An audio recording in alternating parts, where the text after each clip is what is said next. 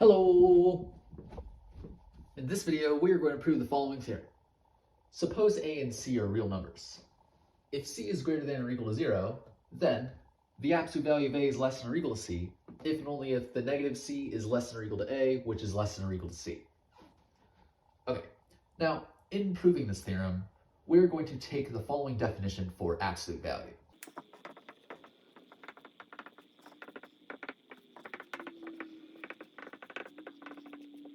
Okay, so now let's get into the proof. And to start out, let's give ourselves two arbitrary real numbers, a and c. And our goal now is to prove if this is true, then this statement is true. So let's assume that c is greater than or equal to 0. Now our goal now is to prove this statement. And we're trying to prove a statement containing if and only if, which means what we can do is we can prove if this is true, then this is true. And we can prove if this is true, then this is true. Let's start by proving if this is true, then this is true. And to prove that, we're actually going to prove the contrapositive. That is, we're going to prove if this is false, then this is false. So let's suppose that this is false. Now, what does it mean for this to be false? Well, it means either the first inequality is false, or the second inequality is false. In other words, either the negative c is greater than a, or a is greater than c. And so what we're going to do is we're going to prove in either case we have that this is false. In other words, we're going to prove in either case we have that the absolute value of a is greater than c. Let's start with case 1, where the negative of c is greater than a.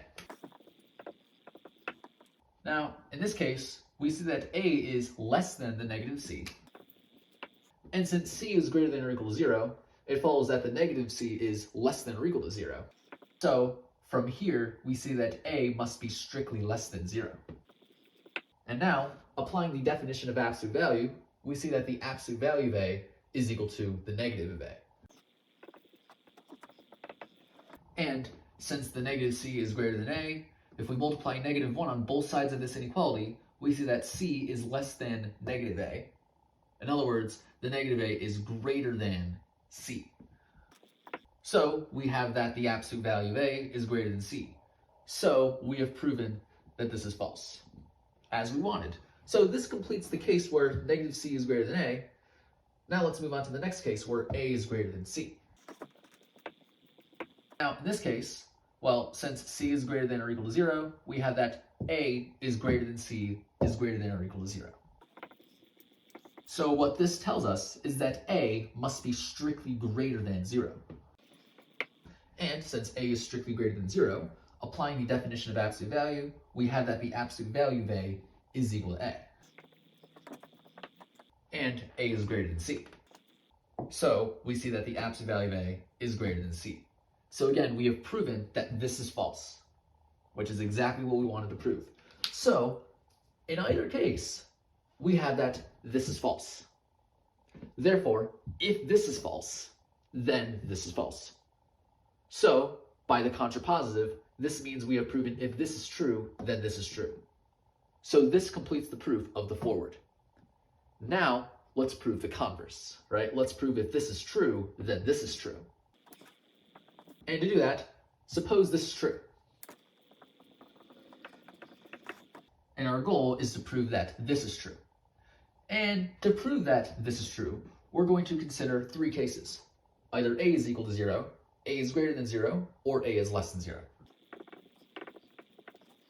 And in either case, we're going to prove that this is true. So let's start with case 1, where a is equal to 0.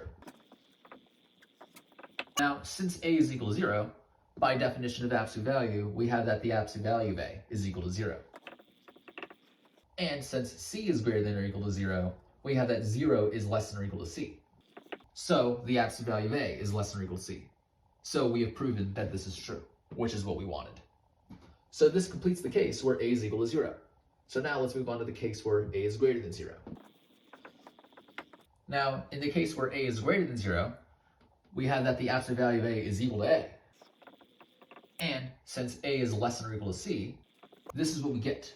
So the absolute value of A is less than or equal to C, which is what we wanted to prove. So this completes the case where A is greater than 0. Now let's move on to the case where A is less than 0. Now in the case where A is less than 0, we have that the absolute value of A is equal to negative A. And since the negative C is less than or equal to A, if we take this first inequality and multiply negative 1 on both sides, we get that C is greater than or equal to negative A. In other words, the negative A is less than or equal to C. So the absolute value of A is less than or equal to C. Again, that's exactly what we wanted to prove. So this completes the final case. So what we see here is in all three cases, we have that this is true. So if this is true, then this is true. So this completes the proof of the converse. And because we've proven both directions, we have proven precisely this statement. And that's exactly what we wanted to prove. So this completes the proof. And so yeah, that's pretty much it for this video.